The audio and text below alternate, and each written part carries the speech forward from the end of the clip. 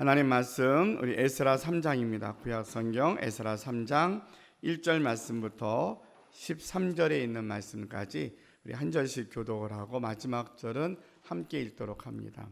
이스라엘 자손이 각자의 성읍에 살았더니 일곱째 달에 이르러 일제히 예루살렘에 모인지라.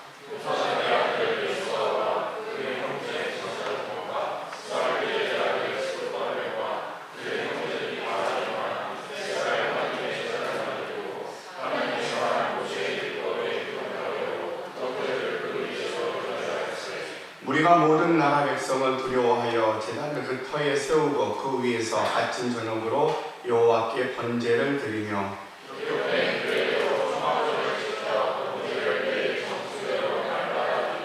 그 후에는 항상 드리는 번제와 초하루와 여호와의 모든 거룩한 절기의 번제와 사람이 여호와께 기쁘게 드리는 예물을 드리되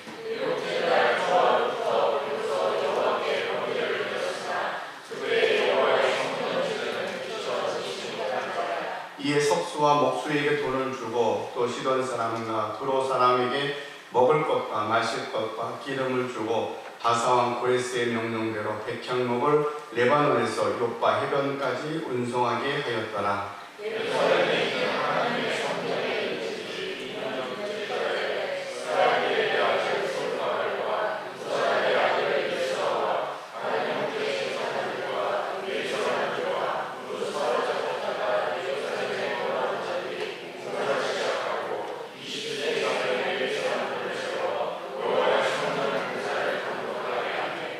이 예수와 그의 아들들과 그의 형제들과 감미엘과 그의 아들들과 유다 자손과 햇나라 자손과 그의 형제 레위 사람들이 일제히 일어나 하나님의 성전 일꾼들을 감독하니라.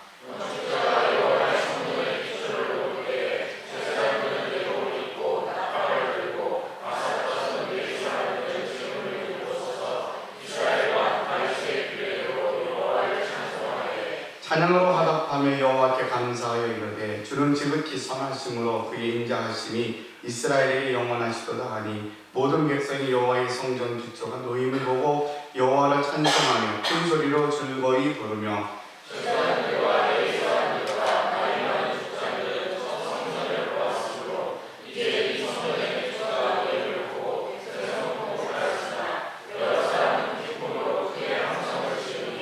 백성이 크게 외치는 소리가 멀리 들리므로 즐거이 부르는 소리와 통곡하는 소리를 백성들이 분간하지 못하였더라.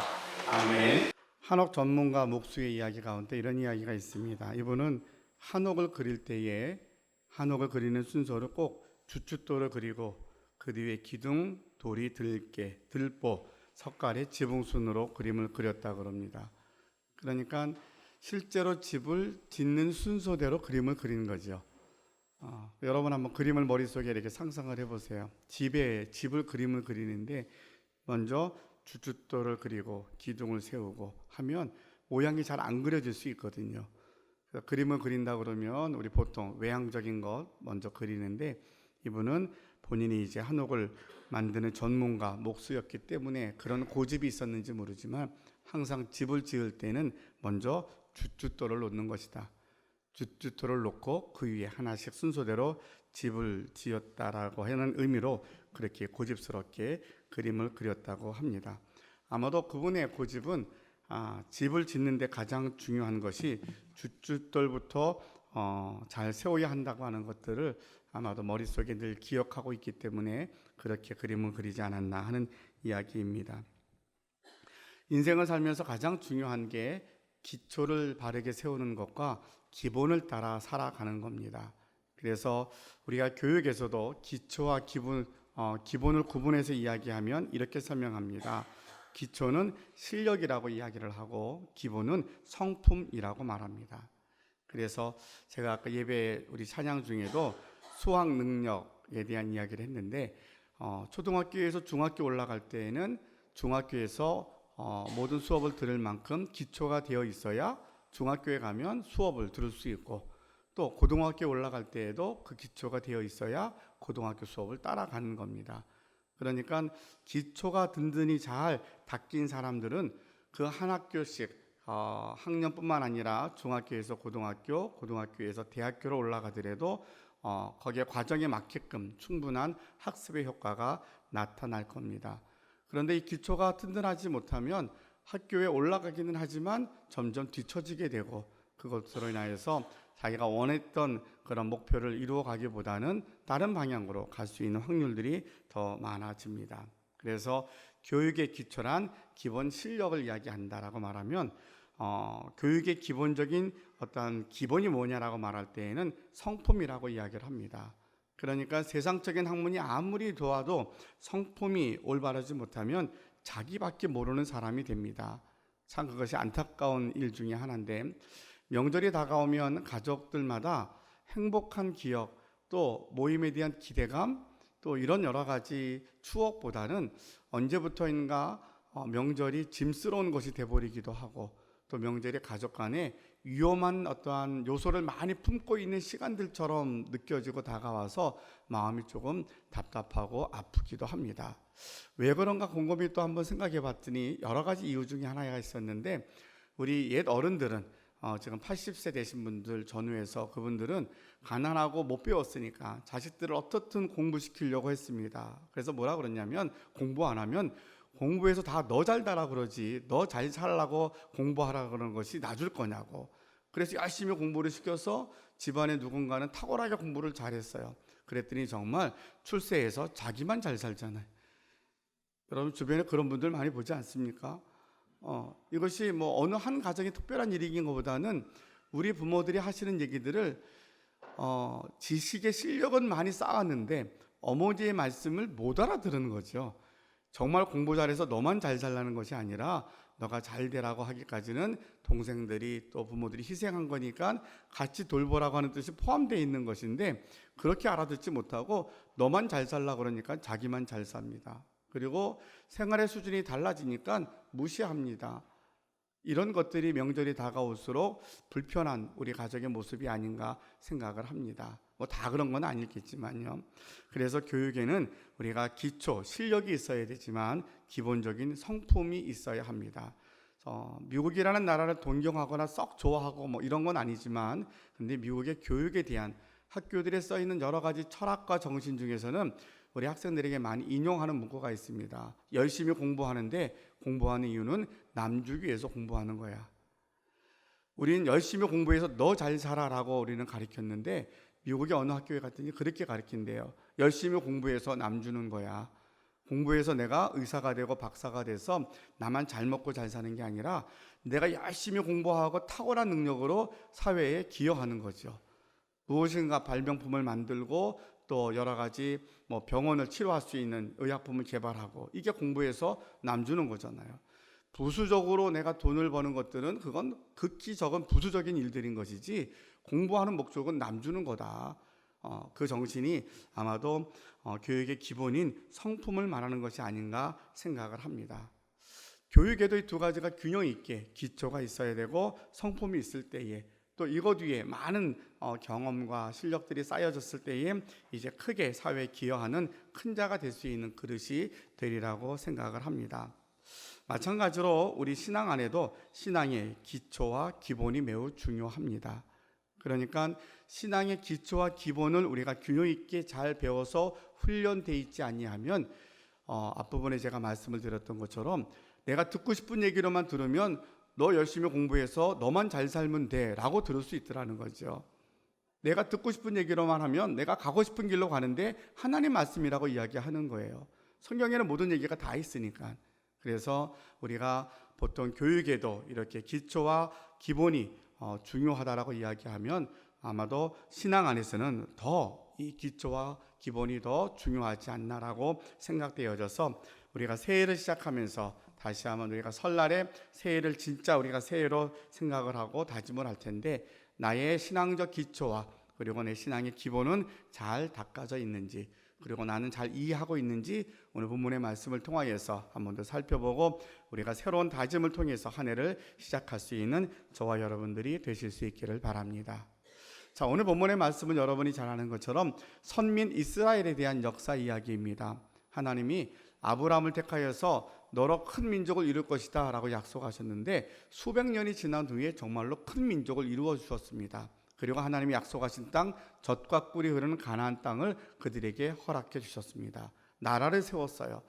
통일왕국을 이루어서 이제 전 세계 주변에 있는 많은 나라들이 침범지 못할 만큼 강대국이 되었습니다. 그런데 그 나라가 그만 네 번째 임금에 와서 나라가 둘로 나누어집니다. 남유다와 북이스라엘로.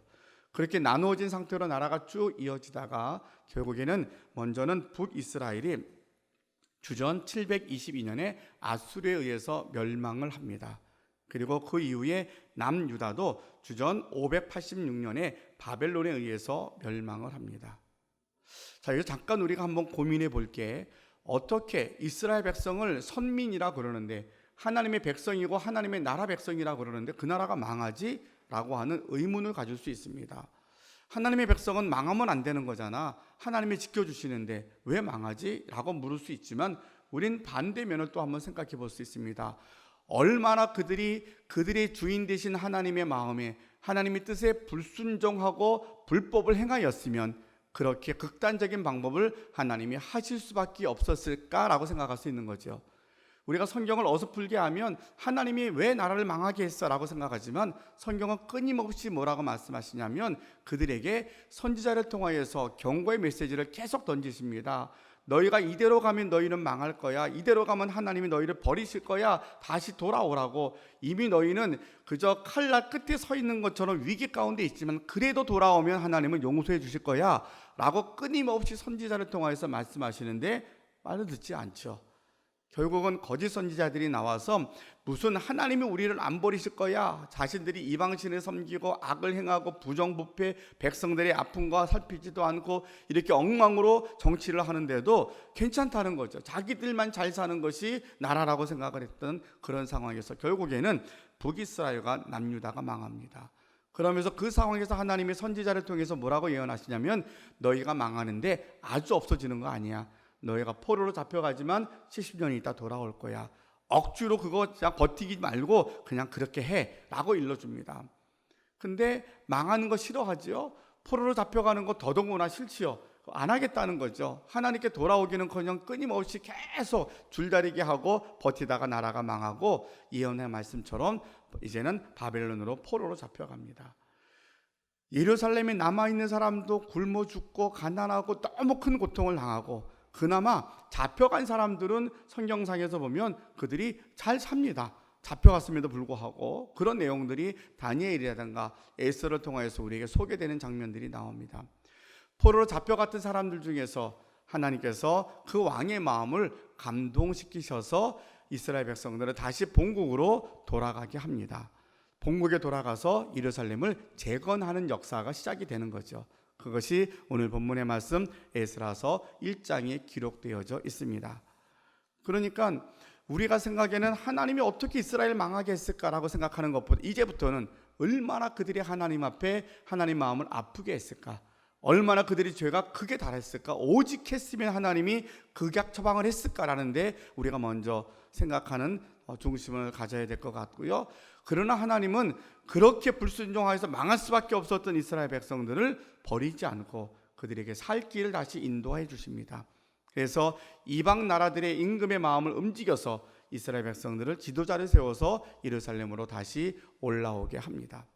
자, 예루살렘에 올라가서 그들이 한 일이 예루살렘의 성전을 건축하기를 시작을 해야 되는데 예루살렘의 성전을 건축하기 전에 첫 번째 장면이 오늘 본문의 말씀 1절 말씀부터 7절의 말씀에 보게 되면 그들이 먼저 하나님 앞에 제사를 지냅니다. 제단도 없는데 아무것도 없는데 그들이 먼저 하나님 앞에 제사를 지내고 있는 거예요. 왜 그런가 생각했더니 오늘 본문의 말씀에 3절에 보니까 무리가 모든 나라 백성을 두려워하여 제단을 그 터 위에 세우고 그 위에서 아침 저녁으로 여호와께 번제를 드렸다라고 기록해주고 있습니다. 무슨 얘기냐면 이미 나라가 망하고 포로로 잡혀가고 막 혼란의 시기를 겪고 있는 중에 이제 세월이 꽤 지났어요. 거기 살던 사람이 다시 돌아와서 거기서 집을 짓겠다 그러면 이미 세월이 지난 다른 사람들이 들어와 있고 주변에 있는 사람들이 그것을 묵인하겠냐고요. 더 많은 사람들이 그들의 변화에 대해서 관심을 갖게 되고, 야, 저게 무슨 일 벌어졌나 보다, 가만두면 안 되겠어 라고 방해를 하면 이제 그것이 쉽게 이루어지지 않겠죠. 그러니까 다시 돌아온 숫자들보다는 거기에 살고 있던 사람들이 훨씬 더 많았고, 주변에 많은 사람들의 영향력 때문에 백성들의 마음속에서는 두려움이 있었던 거죠. 우리가 정말 이 일을 감당할 수 있을까? 이 일을 해도 괜찮은 거야? 라고 하는 두려운 마음에, 그래서 오늘 본문에서 백성들이 두려워하여 제단을 쌓았다라 그랬어요. 분명히 그들이 원했던 거고 사모했던 일이지만, 그러나 막상 현장에 와서 보니까 이게 만만하지 않은 거예요. 이게 가능하지도 않겠구나, 너무 어렵겠구나. 그래서 그들이 선택한 것이 하나님 앞에 제단을 쌓고 제사를 드리는 거였습니다. 여러분, 신앙의 기초가 무엇일까라고 생각하면 신앙의 기초는 바로 믿음입니다. 믿음이라는 것은 오늘 이스라엘 백성들이 정말 그들이 원했던 것들을 이루기 위해서 예루살렘에 올라왔지만 상황이 그렇지 않았어요. 그래서 그들이 선택한 것은 하나님을 향한 믿음의 고백으로, 하나님, 우리를 정말 지켜주실 것입니까? 우리 지켜주셔야 됩니다. 그래야 이 일 할 수 있습니다 라는 심정으로 하나님께 나아가 예배를 드렸던, 제사를 드렸던 그들의 모습을 우리가 먼저 생각할 수 있습니다. 그래서 오늘 본문의 말씀을 통하여서 우리가 신앙의 기초를 배운다라면 먼저 신앙의 기초는 믿음인데, 이 믿음은 무슨 믿음이겠는가? 우리가 잘 아는 마가복음 9장 23절에 보면 할 수 있거든이 무슨 말이냐? 믿는 자에게는 능히 하지 못할 일이 없다라고 말씀하십니다. 그래서 우리가 하나님을 믿습니다, 하나님이 이런 분이십니다 라고 고백할 때 그 하나님은 오늘 본문에서 어떤 하나님으로 나타나느냐? 우리 하나님은 주도적으로 당신의 백성들의 역사를 이끌어 가시는 하나님으로 우리에게 소개를 해줍니다. 말씀드렸던 것처럼 에스라 1장 1절에 보면 바사와 고레스 원년에 여호와께서 예레미야 입을 통하여 하신 말씀을 이루게 하시려고 바사 왕 고레스의 마음을 감동시키매 라고 되어 있어요. 이 감동시켰다는 말을 히브리 원어에 보면 잠자던 사람을 깨웠다라는 뜻이에요. 그러니까 제국의 왕을 깨워서 하나님께서 이스라엘 백성들을 이스라엘로 보내라고 시켰다는 거예요. 그러니까 포로로 잡혀간 이스라엘 백성들은 자기네들이 자기들 죄 때문에 망한 거 원망하고 힘들다고만 이야기했지, 다시 예루살렘으로 갈 거라는 것은 생각도 못하고 있었던 거죠. 자기들의 생각을 하고 계획을 하고 기획을 해서 예루살렘으로 올라간 것이 아니라 하나님께서 바사왕 고레스의 마음을 깨워서, 고레스를 깨워서 내 백성을 다시 보내라 라고 말씀하심으로 그 역사가 이루어졌음을 우리에게 말씀해 주고 계십니다. 예수님 믿기 전에는 교회를 처음 나왔어도 내 힘으로 교회 나온 거야 라고 생각할 때에는 하나님의 예정과 인도하심에 대해서 잘 모릅니다. 그러나 우리가 신앙이 쌓이고 어느 정도 체험이 있고 훈련을 받고 나면 우리 믿음의 모든 사람들의 동일한 고백은 무슨 고백이냐면, 내 힘으로 교회를 나온 것 같았는데 그게 아니라 하나님이 인도하심이었다고. 그래서 성경은 너희가 태중에도 만들어지기 전에 내가 너를 지명하여 불렀나니 너는 내 것이라고 그랬는데, 그 말씀이 우리에게도 적용이 된다라고 말씀하시는 거지요. 그러니까 이스라엘 백성들이 하나님 앞에 불순종하고 죄를 범하여서 나라가 망하였는데, 이 망한 백성들을 하나님이 버려두지 않고 하나님이 주도적으로 그들을 이끌어서 다시 예루살렘으로 오게 하시고 하나님의 성전을 재건케 하시더라. 우리의 믿음, 하나님은 어떤 분이시냐? 여러분의 삶을 주도적으로 역사하시고 인도하시는 하나님이신 것을 믿는 믿음 안에 하나님을 신뢰하시는 저와 여러분들이 되실 수 있기를 바랍니다. 지나간 역사를 뒤돌아보면, 특별히 우리나라 역사는 제가 성경 공부할 때라든가 수없이 여러분께 강조하고 또 반복했던 이야기입니다. 이 나라가 이렇게 평안한 것, 이 나라가 개발도상국에서 벗어나서 선진국 대열에 들어갈 수 있는 것, 그리고 이렇게 안정적인 것, 아무리 생각을 해도, 아무리 우리가 모든 분야를 또 다 따져봐도 정치, 경제, 사회, 문화, 교육 모든 분야에서 또 지도자들 누구를 택하여서 특별한 대통령이 있어갖고 이 나라가 잘 세웠을까? 아무리 따져봐도 그럴 만한 요소가 별로 없어요.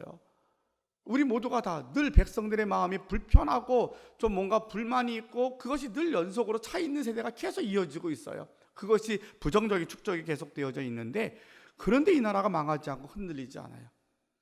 몇 년 전만 해도, 지금은 지나간 일이니까 뉴스가 나오더라고요. 몇 년 전에 한반도에 전쟁이 일어날 때가 되었었다고, 정말 전쟁이 일어날 그런 상황까지 갔었다고. 지금이 또 그런 상황이라고 또 얘기하는 사람들도 있기도 합니다. 우리는 알지 못하는 상황에서 이 한반도 안에서, 이 조그만 나라 안에서 얼마나 많은 일들이 벌어지는지 모릅니다. 지나간 100년의 역사를 보면 나라가 송두리째로 망해서 이제는 새로운 나라를 세우는데 나라가 빼앗기고, 전쟁이 났는데 우리 힘으로 이길 수 없어서 부산까지 내몰렸다가 연합군의 도움으로 다시 그나마 이어져서 여기까지 왔고, 피부에 여러분들이 못 느끼시는지 모르지만 1998년 IMF가 왔을 때 제2의 국난이라고 이야기를 했어요. 그만큼 많은 어려움을 겪고 지나갔거든요. 근데도 이 나라가 점점 그 위기를 하나하나 겪고 넘어가면서 여기까지 왔더라는 거죠. 도대체 어떻게 이 나라가 이렇게 온 거지? 라고 묻는다라면 이유가 있을 거 아니에요. 많은 분들이 각각 이제 그 이유를 찾는 분들이 계시겠지만, 저는 그렇게 담대하게 여러분들과 나누고 싶습니다.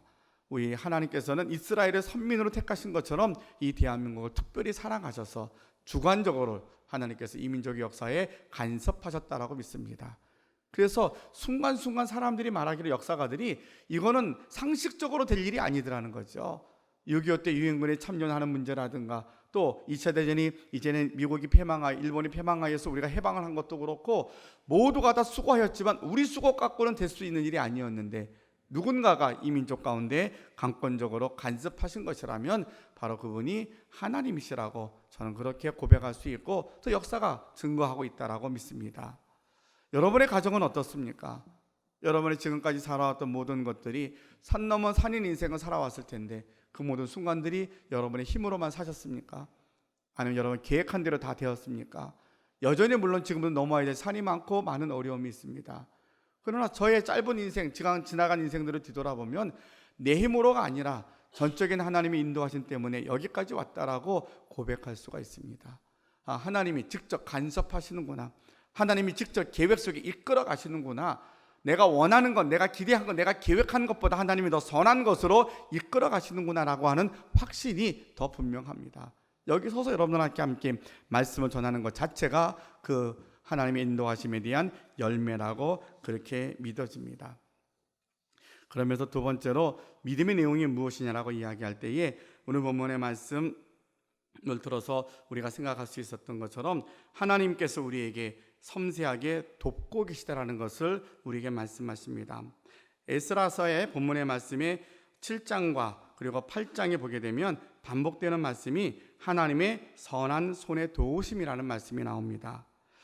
7장 9절에 보면 첫째 달 초하루에 바벨론에서 길을 떠났고 하나님의 선한 손의 도우심을 입어 다섯째 달 초하루에 예루살렘에 이르니라 라고 되어 있어요. 바벨론에서 예루살렘까지 오는 여정이 약 4달 정도 걸린다 그래요. 그래서 짧은 길이 아닌 거죠. 차 타고 뭐 1시간 2시간 가는 길이 아니라 몇 달을 가야 되는 여정인 거예요. 광야 40년만큼이나 구름 기둥이나 불 기둥으로 지키지 아니하면 이게 안전하게 올 수 있는 길이 아니었던 그런 여정이었는데, 성경은 어떻게 기록하냐면 하나님의 선한 손의 도우심을 입었다라고 말씀해 주고 계셔요. 우리의 믿음은 하나님이 우리를 주관적으로 우리를 인도하시는 하나님이신데, 이 하나님은 당신의 선한 손으로 우리를 도우시는 하나님이십니다. 바로 이것이 우리 믿음의 기초가 되는 하나님에 대한 이해이며 고백입니다. 여러분, 우리는 이 전능하신 하나님 앞에 예배 드리기 위해서 이 자리에 모였습니다. 그러면 나의 하나님은 어떤 하나님입니까? 2020년 사실은 모든 게 다 불확실하고 힘든 한 해를 우리가 살아갈 것을 예견할 수 있지만, 어떻게 살아가지? 자, 믿음을 갖고 사는데 그 믿음이 뭐지? 우리 믿음의 기초는 뭐야? 믿음의 기초는 믿음이야. 그 믿음이 뭘까? 이스라엘 백성들이 하나님 앞에 불순종하여서 망하여서 멸망받고 포로로 잡혀가 죽게 되었는데도 하나님이 그들을 멸망시키지 않고 하나님은 주권적으로 그들을 인도하셔서 선한 도우심으로 예루살렘에 돌아와 다시 성전을 재건하게 하시더라. 그 이스라엘 백성들을 도우셨던 하나님이 오늘도 저와 여러분을 올 한 해 동안 도와주시고 선한 손의 능력으로 우리를 이끌어 주실 줄로 믿습니다. 그것이 우리 믿음의 기초가 되어야 한다는 거예요. 우리 하나님을 믿습니다. 어떤 하나님? 우리 하나님은 내 삶을 간섭하시는 하나님이야. 우리 하나님은 내 삶을 간섭할 뿐 아니라 나를 선한 능력으로 선한 손으로 도우시는 하나님이야. 나는 그 하나님께 매일같이 예배드리고 있어 라고 하는 믿음의 기초를 잊어버리지 마시기를 바랍니다. 자, 믿음의 기본은 뭐가 되어야 할까? 오늘 본문의 말씀에 보게 되면 이제 이스라엘 백성들이 하나님 앞에 제사를 지내고 난 다음에 성전 건축이 시작이 되었습니다. 포로로 잡혀갔다가 돌아왔어요. 여러분, 첫 번째 성전을 지을 때에, 솔로몬이 성전을 지을 때에는 그의 아버지 다윗 왕이 좋은 재료들은 다 모아놓습니다. 좋은 나무들, 금은 보화들을 다 모아놓고 다윗의 평생의 소원이 성전 짓는 거였거든요. 근데 하나님이 허락하지 않으셨어요. 너는 손에 피를 너무나 많이 흘렸기 때문에 하지 말어. 근데 가끔 이렇게 성경을 보다 보면 그렇게 표면적인 이유보다는 하나님이 다윗을 정말 더 사랑하시는 것 같다라는 생각이 들어요. 그건 우리가 다음에 한 번 더 다뤄볼 내용들인데, 어쨌든 그래서 아들에게 그 성전 짓는 일을 물려줍니다. 그러면 그래, 네가 알아서 해, 그럴 수 있는데 다윗 왕은 성전을 지을 수 있는 모든 재료들을 다 준비해 놓습니다. 그리고 솔로몬이 왕이 되고 난 후에 아버지가 하지 못했던 성전 짓는 일을, 첫 번째 성전을 짓는 일을 솔로몬이 가장 좋은 재료로 다 짓습니다. 근데 오늘 본문에 보게 되면 백향목의 나무를 가지고 와서 성전을 짓는다 그랬어요. 이것은 굉장히 비싸고 좋은 나무예요. 자, 포로로 잡혀갔어요. 지금 그 후손들이, 지금 그의 선조들이 다윗 왕처럼 뭔가 다 재료를 준비해주고 돈을 준비해줘서 너희들이 가기만 하면 그 돈 갖고 성전 지으면 돼, 이런 상황이 아니잖아요. 집에 있는 거 다 두고 빈몸으로 붙잡혀가서 겨우 안정되게 살고 있었는데 갑자기 왕이, 야, 니네 나라 가서 성전 다시 재건해라고 가는데 뭐 가지고 갈 거예요? 왕이 챙겨준 거 가지고 가긴 하지만 그게 뭐가 대단하겠어요? 많은 걸 가져간다고 그러면 가면 어떻든 자기 살집 짓고 다 해야 되잖아요. 근데 그들이 힘써서 그 좋은 재료들을 가지고 하나님의 성전 짓는 일을 먼저 합니다. 우리가 잘 알고 있는 우리 믿음의 선조들 가운데 미국의 무디 목사님이 이야기를 잘 합니다. 그래서 무디 목사님은 벽돌공의 6째 아들로 태어났다 그래요. 초등학교밖에 나오지 못했고 17살 때 구두방에서 일하다가 예수님을 만납니다. 그 인생이 달라졌죠. 그래서 그는 지금도 미국에 가면 무디 성경학교가 있어요. 그렇게 성경 말씀을 아주 많은 것들이 이루는 목사님이신데, 이제 그분에 대한 신앙 고백에 대한 배경을 훗날 기자가 한번 물었어요. 어떻게 해서 이런 삶을 살 수 있었습니까? 라고 물었더니 어머니께 받은 교훈을 따랐을 뿐입니다 라고 이야기합니다. 어머니께 받은 교훈이 뭐였냐면 하나님의 일을 가장 먼저, 내 일은 나중에 라는 교훈이었다 그래요. 하나님의 일을 가장 먼저, 내 일은 나중에. 신앙생활의 기본은 하나님 우선주의 생활입니다. 내 일 다 하고 남은 시간에 예배 드리는 거 아니고, 내 물질 다 쓰고 남은 거 갖고 헌금하는 거 아니고, 내 능력 가지고 내가 다 출세했다고 자랑하는 거 아니고, 내가 갖고 있는 재능과 물질과 시간과 건강과 모든 걸 가지고 하나님의 일을 먼저 하고 그리고 나서 내 일 하는 거예요. 목사님은 그렇게 하죠. 무디는 목사님이셨잖아요 라고 말할 수 있을 거예요. 그러나 목사님뿐만 아니라 우리 모든 성도들의 삶에, 우리가 신앙의 기본을 이야기한다면 우선순위가 하나님의 일을 먼저 하는 것과 내 일을 나중에 하는 것에 대한 무디 어머니의 교훈을 오늘 이 시간 저와 여러분의 마음속에 깊이 간직할 수 있기를 바랍니다. 하나님 앞에 우리가 신앙으로 산다고 할 때 가장 중요한 게 하나님의 일을 먼저 생각하는 게 무엇일까? 저는 그것을 예배 드리는 것이고 그것이 주일 성수하는 것이라고 늘 강조합니다. 하나님 앞에 우리가 받은 은혜가 너무나 큰데, 십자가의 은혜가 너무나 커서 그 은혜로 살아가는데 어떻게 주일을, 그 약속을 다른 것과 바꿀 수 있을까? 하나님 앞에 나와서 예배 드리는 것이 너무나 당연한데 이것이 내가 피곤하다고 뒤로 미룰 수 있을까? 그 어떤 일로 그것을 대신할 수 있을까라고 물으면 대신할 수 있는 일이 이 땅에서는 아무것도 없어요. 예수를 믿는 사람에게 주일 성수하고 주 앞에 예배 드리는 것을 대신할 수 있는 또 다른 이유가 있다면 그것은 우선순위가 바뀐 거예요. 우리가 신앙의 기본으로 말한다면 하나님 우선순위인데 모든 게 다 하나님 먼저입니다. 하나님 예배 드리는 것, 하나님께 드리는 것, 물질이 드리는 것, 시간을 드리는 것. 시간을 드리는 것은 가장 먼저 일어나서 하나님 앞에 기도하는 걸로 시작이 되고, 우리가 하나님 앞에 예물을 드리는 것, 월급을 받으면 하나님께 구분하여서 먼저 드리는 것으로 시작이 되고, 내 삶에 가장 행복한 것이고 가장 좋은 게 있으면 나누어서 하나님 앞에 먼저 드릴 수 있는 것, 이런 것들이 하나님께서 우리에게 기쁨으로 받으시는 우선순위가 되는 신앙생활의 기본이 되는 것을 우리에게 가르쳐 줍니다. 자, 이렇게 이스라엘 백성들이 포로로 잡혀갔다가 다시 예루살렘에 돌아와서 제사를 지내고 성전을 건축하는 모습들을 보다가 오늘 본문의 뒷부분에 보니까 이제 백성들이 너무 좋아하는 장면들이 나오는데 울음소리와 기쁨의 소리가 같이 섞여 나옵니다. 왜냐하면 처음 성전을 보았던 나이 많은 족장들은 성전을 보면서 대성통곡을 합니다. 기쁨의 눈물이었겠죠. 이런 날이 올 줄을 생각을 못했겠죠. 얼마나 그 마음이 부담감, 죄책감, 안타까움을 갖고 살았겠어요. 어떻게 하나님의 성전이 무너졌을까? 근데 이 성전이 재건되는 머릿돌을 놓고 지어진 것도 아닌데 그거 하나 머릿돌 놓고 대성통곡했던 나이 많은 족장들의 어떠한 울음소리 뿐만 아니라 많은 젊은이들이 크게 기쁨으로 함성치는 소리가 뒤섞여서 백성들이 무슨 소리인지 분간하지 못하였더라라고 말씀해주고 계십니다. 자, 우리가 이때 이 시대를 살아가는 나이가 드는 사람들이나 젊은이들이나 우리는 동일하게 이 하나님의 일에 오늘 본문과 같이 먼저 기초를 세우고 기본을 따라서 우리의 신앙을 지켜나갈 수 있는 저와 여러분들이 되실 수 있기를 바랍니다. 그래서 2020년 한 해를 살아가는데 내가 무슨 힘을 갖고 살지? 어떤 방법으로 살아가지? 라고 고민한다라면 우리는 그 고민이 이제는 분명한 답을 우리에게 본문을 통해서 얻습니다. 신앙의 기초를 세우고 그 위에 기본으로 살아가면 됩니다. 신앙의 기초는 하나님을 신뢰하는 것, 하나님을 믿는 믿음입니다. 여러분의 하나님은 단 한순간도 주무시지도 않고 졸지도 않는 분이십니다. 우리의 하나님은 우리를 너무 사랑하셔서 우리가 잘못하고 어긋나고 불순종하고 죄 가운데 있어서 설령 망한다 할지라도 그걸 내버려 두지 않고 다시 쳐서 이끌어 주어서 하나님의 성전으로 데려오시는 분이십니다. 우리 인생을 주관적으로 이끌어 가시는 분이십니다. 그러면서 우리가 가는 순간순간을 도우시는 분이십니다. 올 한 해도 하나님께서 내가 세우는 계획과 또 내가 모든 준비한 것들을 하나님의 선한 뜻으로 인도하시겠구나. 기도하면서 하면, 내가 기도하면서 하나님께 부탁을 하면 올 한 해 모든 가는 발걸음을 하나님이 주관해 주시겠구나. 내가 미래 걱정할 일이 없겠구나. 그 하나님이 바로 나를 택하신 하나님이고 나에게 예배를 받으시는 분이시구나 하는 그 믿음 위에 여러분 한 해를 담대하게 시작할 수 있기를 바랍니다. 그러면서 우리 믿음의 우선순위가 하나님께만 우선순위를 두실 수 있기를 바랍니다.